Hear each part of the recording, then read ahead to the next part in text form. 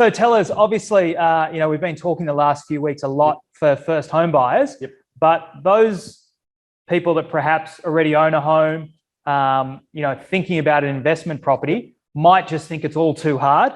But I know that you talk a lot with a lot of your clients and customers that come through about following a bit of a framework and breaking it down. So can you perhaps let everyone know a bit of an insight into how they might do it and make it seem less daunting? Yeah, I just made a few points. People look at it and they think this is all just too hard and they just don't do anything about it. So I want to try and cut through all of that and just try and make it really simple for you and go, guys, it's actually not that hard. Step one, it's just a couple of things. First thing you do before you start running out, looking for, trying to buy something, or you don't know where you want to, find out how much you can borrow. Step one. So you've got a clear idea what your budget is. That means we can assist you with that, whatever it is, get some advice on how much money you can borrow. Step one. Got it. Okay. Step two, you then go, right, with that sort of money, where do I buy? So you go out and you look at good areas, like we've said, location, location, and location. Find the best location, buy the property at the value that you can borrow. So you're getting into a good location with the resource set. So you take the emotion out of this whole thing. Yep. You get in and you do this as a business. So second point, number one, how much can I borrow? Number two, start looking in the right location. And I guess the idea is you understand first, like any house purchase, how much you can borrow. So you don't waste your time looking at $5 million homes when you can only afford $1 million home. And bearing in mind, you're building a portfolio. So this is not something you're going to live in for the rest of your life. You're really building wealth and you're putting this together. Do it as a business. Be sensible, buy right location within the budget that you can afford. A bit like Monopoly, isn't it? Absolutely. So step by step by step. So that's it. First one, make sure you know what you can borrow. Number two, look at the right location. Third point, you're now going to look at raising a deposit. So some people just throw their hands up to say, I got no cash, can't do anything. You own an existing property. You can use the equity in your property plus whatever savings you got to get the deposit you need. Yeah. And I think that's something that, we probably find time and time again, people forget that, owning a home, even if it is the home that you live in, is going to be a great asset. And as it appreciates over time, you're building up that equity that you can then use and leverage that. And that's one of the great things, I guess, about real estate that we love and always say is that you can use that to keep moving stepping forward. Stones and keep going. Again, like Monopoly, isn't it? Yeah, absolutely. And if people say, what is equity? Well, as James was just saying, it's really what you bought the property for. It eventually appreciates, things start appreciating, and that differentiation between the appreciation gives you equity. So it's not actually cash, but you can use that with whatever savings you got to then leverage into another property. All right. So we found out our borrowing power. We've organised our deposit. We've been finding a property. What's next? Finance.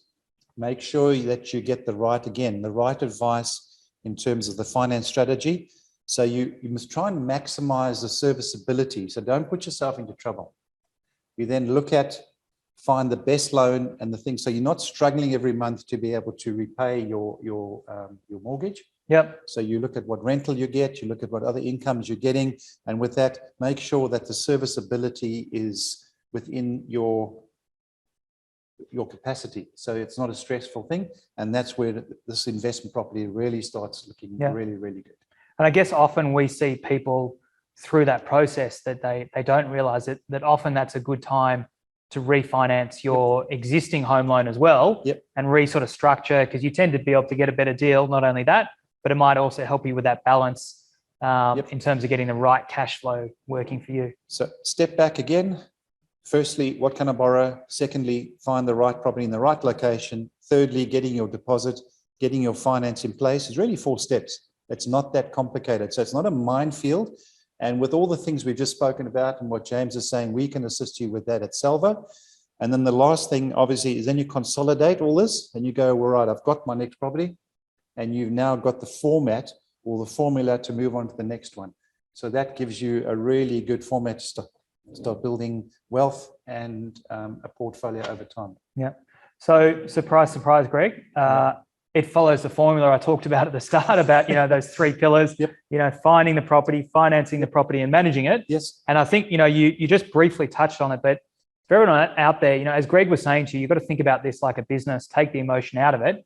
And when he said, consolidate and plan, that is once you understand how this works, you imagine now if you brought that first investment property, you've now got 2 properties that are slowly chugging away, growing that equity that you've got. Yep. And, in theory, you might be able to, in half the time it got you the first one, grow enough equity to move forward with another one. You've now got equity in 2 properties, which then allows you to buy a third. Yeah. As well as, hopefully having that cash flow, which if you can keep it away from wives and children spending it on clothes is a great added benefit as well to Absolutely. keep And that's how you going grow. through. That's how you grow that portfolio. Yeah. Okay. Yeah. All right. So any bonus tip for anyone out there? Any sort of secret? Is there something very timely at the moment that perhaps people can consider that might help them get into their first investment property? Well, I think as I was saying is get the interest rates are that low. Yep. So there's good deals out there in terms of locking in, even though they're slightly high, they're still very low. Yep. So you look at rental yields regarding, and then serviceability, lock in a fixed term. Yep. And then find a good property manager, i.e. Salvo Real Estate, to manage your property for you. Yep. Yeah. Okay, good. All right, Greg, that was really useful. Hopefully all of you enjoyed that and gave you a bit more of a simple breakdown for those of you that perhaps think it's a little daunting. Greg gave you 4 sort of key steps. Now, there's obviously a lot involved in each of those steps, but I think it really makes sense and makes it a little bit easier if you break it down into bite-sized chunks and just think about these as stepping stones.